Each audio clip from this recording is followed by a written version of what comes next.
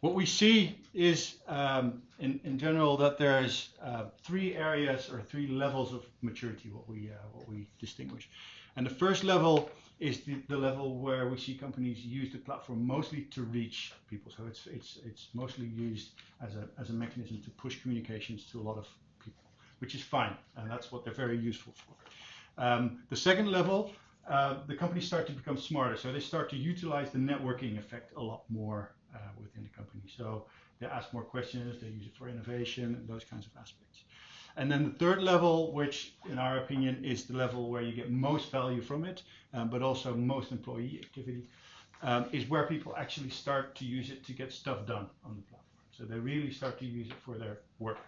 And when you get to that level, it also amplifies these other levels. If you have everybody on the platform every day, you have huge reach. If you don't have people on the platform every day, you're lucky if they come to see your posts on Friday afternoon. So it's quite important to try and make that journey. And I think the key thing that we see in the market, and I think to a large extent you guys also see that in the data a little bit, is that we see a lot of companies get stuck here and not be able to push past it and to stay with the reach. And then you can ask yourself, is this a problem? Is it because, if you're from the communications department, then you can be happy that you have your reach and you have 90% of the people reading the stuff you put out there. But the thing that we're starting to see at some of the companies, and actually probably the companies that are seen as quite successful out there, is that when you don't progress into using the network effect, you don't progress into teams using it and it being used to solve problems in the company, is that the level of noise starts to increase.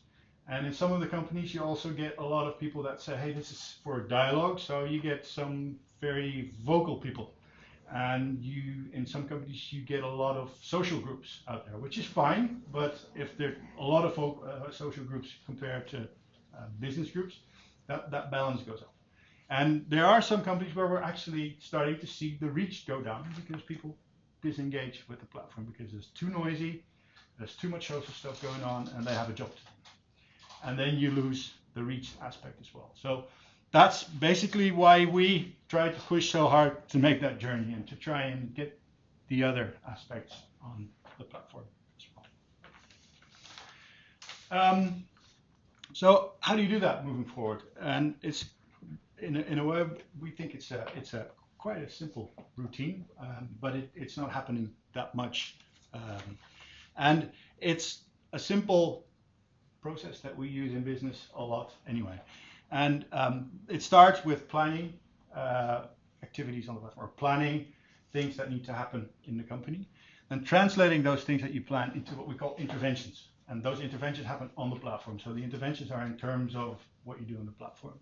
And then the back end comes in, and you can talk about how do you measure these kinds of things. So when are you successful? And these are partly statistics, but they're also things that you look at. They're success rates. It's really abstract. So I'm going to show you some examples a little bit later on how that works in practice. The other part, so it's plan and spot. The other part of community management or platform management is about spotting things that are interesting on the platform and then try to blow them up in a positive sense. So an example could be that somebody is trying to do an innovation and the company is trying to push bottom-up innovation. So you spot that, and then the intervention could be that you invite a senior leader in the company to go and like it or say, hey, this is fantastic that you're innovating. I wish more people would follow your example, or somebody try and help this person. We have a client, which is a very nice story. They had an innovation community and not a lot was happening. It was an insurance company, not you guys. It was an insurance company, and somebody bought a dog, an innovation manager, and found out that the company wasn't selling any pet insurance. So on the platform, he asked a question. I bought a dog. We're the third insurer in the Netherlands. Why don't we have pet insurance? Because if my pet gets sick, it's going to cost me a lot of money. Silence. So he went on and said, okay, so apparently nobody really has an answer of why we don't sell any pet insurance. I'm an innovation manager. I'm interested. There's a large potential market here. Do we have any research on animal insurance. And then all of a sudden, from other labels, there was a research done by an agency on farm animals, and so all of a sudden all this information came in, and he started to look at it, and he came back and said, you know, this is what I found, and I want to actually create a business case for this topic. And in insurance, business cases require actuaries and difficult calculations and all sorts of stuff. So we started, and he didn't get any help. And that's at that time we spotted that, and we were hired to do an innovation project. So we got to the CEO of his label and said, look, this guy is really doing what you guys are trying to do strategically. You're trying to get people to innovate. He's doing it. He's not getting any help, and he's trying to do the best thing he can. Why don't you go in and say that this is great and that people should help him and people should follow his example? And she did. And the CEO went in. She posted that message. And the first effect was that this guy walked into the company like this when the CEO actually commented on my post. So that was nice. But also 2 actuaries actually contacted him and did the calculations he needed for his business case. And the next thing you saw was that other people started to follow the example. So these kinds of things, spotting something that's happening and trying to make them bigger and helping them is a big thing you can do to progress the platform. So some examples, because it's abstract. So these are 2 leadership examples of planning, interventions, and measuring, and one is spotting things, an intervention, and how you measure success. And I try to make this so pragmatic because a lot of time when we measure things, we think in terms of likes and those kinds of things, and it's actually can be quite different. And I don't expect you guys to be able to read this. I do need to read it a little bit. But this is a leader, and what the company's seeing is their NPS scores are dropping, and they're having trouble actually getting people to understand why and getting their client-facing people to change their attitude. So this leader basically says, I want to increase awareness on the need to improve NPS. That's a goal. I want to involve employees in the NPS improvement program, and I want to be able to execute that program faster in my company, because normally if I have a change program, it takes really long, and then I want to celebrate some success. Use the platform. So then the person helping him, or the person dealing with that, says, okay, so what kind of interventions do you see that go along with these kinds of goals? Are you guys familiar with the word jam? Yep. Yep. So challenge? No. I'll quickly define them. We call a challenge is asking a question to a large audience and having a conversation about that topic for a day, 2 days, a week.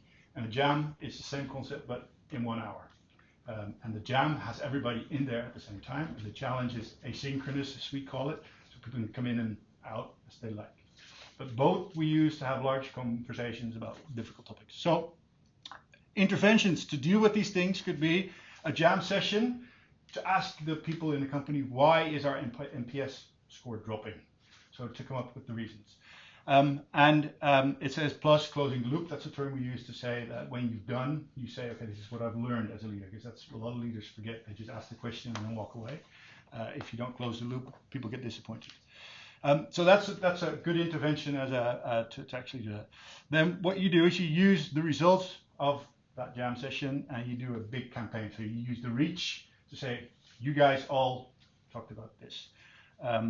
Then challenge number 1 could be to gather improvement ideas. So you know what the problems were with the NPS, so then you can ask the question, come up with ideas to improve this. And challenge number 2, because improvement ideas and executing on them is always difficult for people. So something we do with leaders very often is to have people individually talk about how they're actually going to improve the way they work. And that's a good way also to test if people have understood what the problem is. So these are things you can do on the platform to make sure you get these goals. So how do you know you're successful? And traditionally, when we look at platform success, we look at how many people participated in this thing, and that's good. How many contributions did we have? How many people replied? How many likes did we get? So these are things you can measure on the platform.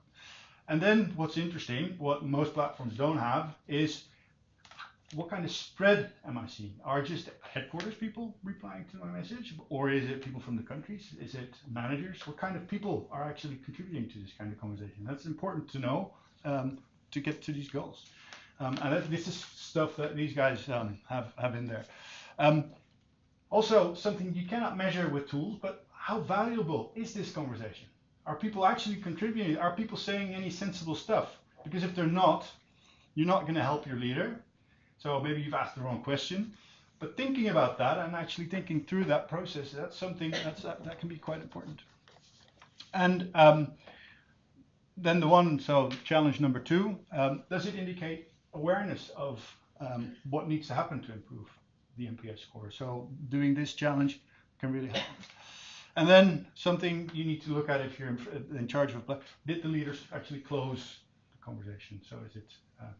Something that I've noticed a lot is that what you're just taking us through here, which is so clearly starts with the business first, and then how to use the tool and how to measure that. How many of you guys have seen this going in the totally opposite direction, where it's let's roll out Yammer Workplace, and it's the tool, and then try to convince people to what on earth are we going to use it for. And I think this is just such a fundamental shift in thinking and how you position these tools. And every time I've seen companies, so you talk about we're going to make a decision on one or the other, right? If you start, if that's the order of things, and I know it really sounds simple, right? But every time IT takes over, they start with the tool first. Yes, tool. And then everyone goes wondering, what the hell are we going to use it for? Whereas this one here, when you start with that and clearly leads to NPS, it's so clearly a business proposition. So at the event yesterday in London, we asked people to nominate what are the top reasons why you actually implemented these tools. And the room was full of internal comms people. And what do you think they put up on the board for why they rolled out these tools? All the things that Jaap had in the first slide, breaking down silos, connecting people, all that kind of stuff. No one had newsletter, live broadcasting, push updates. No one had that, interestingly enough, because these are built for conversation. These tools are really built for conversation. So there are 2 schools of thought about how you measure collaboration. That the people that are saying, so today I spent time with the OrangeTrail team and then us, and now we know each other pretty well. So, and what happens if you've got a team that really knows each other really well? We build very strong cohesion. And that's one way that collaboration has been measured, is like how strong is the team. What happens though if a team is too connected? What's the price you pay? What can it lead to if you're too connected? Distraction. Now let's just say that I come to Amsterdam and I only spend time with Jaap. He's actually the only person I ever talk to. Silos. Yes, silos and groupthink. So therefore it's another school of thought that's saying, well actually collaborative performance is not necessary, it's actually not just having a team. You've got to work across teams. You've got to be connected into other organizations, other ways of thinking. You've got to have diversity, right? Now traditionally it's been impossible, these two things have been butting up against each other. Like how do you build strong cohesion within a team and spend time with that, and then being off meeting other people? Because when I'm off meeting other people, I can't be working with Andrew and I can't be working with Jaap, right? So these 2 things have been like you had to do either one or the other. You couldn't do both. But what these collaboration tools are now doing is you can actually do both, because I can easily be connected with my own team and I can easily be connected with another team, which you cannot do physically. It's kind of like it's hard to build connections both in other cities, in other countries, with face-to-face interactions, but we can do it online. So the way that, and these are Ron Burt from where was he from? Oxford University. Wrote the book about social capital, Introduction to Social Capital. He's one of the global academic top researchers in this field. And this is his model, if you like, that we've stolen. And what they're saying is that the top performing organizations can balance having both high levels of diversity and high levels of cohesion. Now, so you can say, well, how do we measure diversity? And I'm not talking about gender diversity here. It's more broadly, it's diversity of thought. Well, the way that we thought we can best do that is finding out, well, if you're participating in many different groups, not just a member of many different groups, but if you're participating in many different groups, you are exposed to different ways of thinking, different perspectives. So what we're looking at all these 74 companies and 1.4 million people to finding out the extent to which they are participating in many different groups, but they're also building good levels of cohesion within those groups. And cohesion, the way we look at that and say, how many two-way relationships do we have? So if I post something and you reply to me, that's kind of one way. All right, so imagine you're the CEO and you post something, everyone else is going to reply and they're going to like and so forth. But have we established a two-way relationship here? No, right? But if you post, I reply, I post, you reply, then we have a two-way relationship. And the more of those two-way relationships we have, the more cohesion we have, right?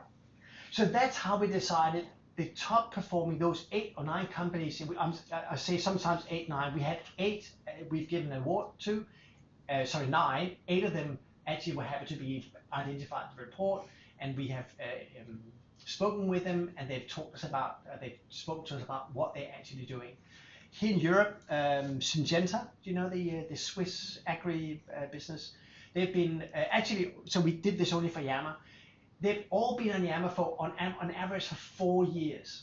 So there's no overnight successes here. The youngest one's been there for 2 years. The oldest has been there, I think, for 7 or 8 years. So, and that, I think that's another point. I think for those that are launching these things, thinking that we're going to get up here in an overnight success, it's probably not going to happen. Most of the time when you just launch it, and I think, would you agree with that? It's a long, slow burn, right? Is that right? And we start by broadcasting, and then and halfway through the leadership changes, and you gotta start all over again. So you have all these things where you sort of reset and start over again, and it takes time to build this. So anyone that comes in and say, yep, 2 weeks or 6 weeks, and we launch and bang, you have what I would call an installation, but you haven't got an implementation. And it's you can get that like the sugar hit, and then everything go, yay, we can send the community managers home, and then the whole thing falls apart. So I want to give you some numbers about what good looks like and what bad looks like. So the people we've called out as being have outstanding collaborative performance have both high levels of cohesion and high levels of diversity, right? There are 3 things though that was the biggest difference in when we looked at what good the high performers are doing and what the low performers are doing. And it talks to this thing about are we in the maturity level 1, where it's mostly about reaching people through one-way communication. So the proportion, we call them broadcasters. So I'm not sure whether any of you are familiar with Swoop, but we have 5 different collaborative personas. So you can be an observer. You think being an observer is good or bad? Bad. Yeah, I don't think it's good, right? Collaboration is a contact sport. So you've got to do something. Something that's not very good, but you are doing something, we call them broadcasters. And when they're posting, they actually don't get a lot of replies or likes. So they do get some, but they're posting more. And the focus is on post, not responding, but they post, and don't get that much back. The worst had 56% of their users were broadcasters. So that's more than half that are just polluting with stuff. And if I'm posting one and I don't even get 1 reply, 1 like back for my post, what am I adding of value? We can sort of expect it in the early days when people are sort of going like, oh, put this link up to this Harvard Business Review article, and I don't know what else I'm going to do because Jaap didn't tell me, I didn't know Jaap, and I didn't know about asking questions and so forth. But the best have 0%. 0% broadcasters. And we think that is actually, it's all right, but particularly those of you that are from internal comms, we would expect that there's some broadcasting going on, but it should be very small. And in my ideal world, it should be 0. Then to make sure we have good conversations, we're looking at how many discussion threads per active users are there. So these, again, we're not measuring posting alone. We're seeing how many conversations are going on. And it can go from 14 per person down to just 0.25. And you can see these 2 things sort of go together, right? If it's mostly me that are just posting and I'm getting a lot of likes, that's actually not a conversation. Like, how on earth do you have a conversation with someone if all they do is nod? Right? And that's a like, it's a nod. And it's really hard to have a conversation with anyone when they're just nodding. The activity per active user is something we also look at, because we can't say you got the perfect collaborative style, but you only are on Workplace or Yammer once a year. So they've got to have a rhythm in it. And there's a huge difference between 120, we do it over a 6 month period. And this is roughly like 1 thing per day, down to like, I don't know, 1 thing every second month. So we call it the 1, 2, 3 rule. And there's a reason for this. Think about a senior person. You do one post because senior people, what do they love posting, right? Posting is like blogging. It's like, oh, I'm going to tell everyone what I know. Post, post, post. But are we having a conversation yet? Oh, like this is what creates the conversation, right? So we want them to do twice as many replies as they're doing posts. And that little thing, you do twice as many posts as you do, twice as many replies as you do posts. And that little rule of thumb is something that really gets them thinking. Saying, well, how do I do that? Well, now you got to reply, and it's not replying to yourself, by the way. This is replying to other people, which means you've got to read. And you've got to think about how I contribute to that conversation. And then we're saying you've got to do 3 likes, because that subtle sign of recognition, I read your post and I'll click like. We've seen how that can energize a person for not just a day, but for a whole freaking week. My CEO liked it, or the CFO or the chief, whatever, liked my post. It'll really fire people up because it's so public that this thing that I put up was liked by someone. So 1, 2, 3, this is the conversation starter that's contributing to conversations. This is the recognition bit. When they're doing that, though, they don't get fully off the hook. That's why there's an arrow going that way and one going that way, because they should be getting likes back and they should be getting replies back. If they're writing in a way that is truly engaging, people will reply to them. Now, you can write in a way that does not elicit feedback. This is the update. If you have any questions, please come past my office. No one will, right? Or have you got any questions? Don't hesitate to let me know. No one will. That's like town hall. Any questions? Any questions? No, right? I'm off. I'm jetting off to the next town hall. And there will only be a few brave souls that are showing off, that are going to raise their hands. So we got to find much smarter ways of getting people to participate more.